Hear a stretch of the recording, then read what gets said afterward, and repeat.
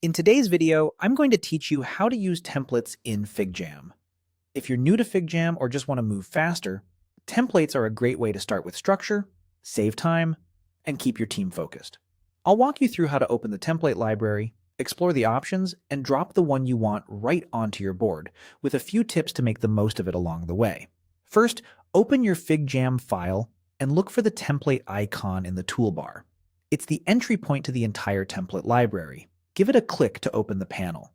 Think of this panel as your catalog of ready-made canvases, brainstorming layouts, retrospectives, user journey maps, flowcharts, icebreakers, and more, so you don't have to build everything from scratch.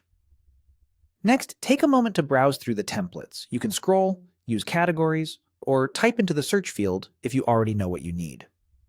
As you browse, glance at the thumbnail previews and read the short descriptions to understand the purpose of each template. Consider the size of your group and the kind of session you're running. For example, a retro with lots of prompts might suit a larger team, while a simple sticky note grid could be perfect for a quick solo brainstorm. If you're unsure, open a few options to compare layouts and see which one best fits your goals. A good rule of thumb is to choose the template that requires the least amount of tweaking for your activity. That's where you'll get the biggest time savings. When you've found the right fit, click Add Template. FigJam will place it directly on your board. From here, you can drag it where you want it, zoom in or out to get comfortable, and start tailoring it to your needs. Replace any placeholder text with your actual content.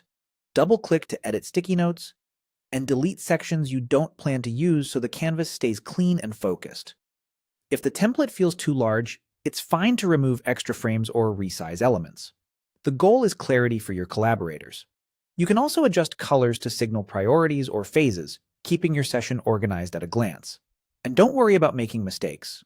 Undo is always there, and you can reopen the template panel anytime if you want to try a different layout. That's it.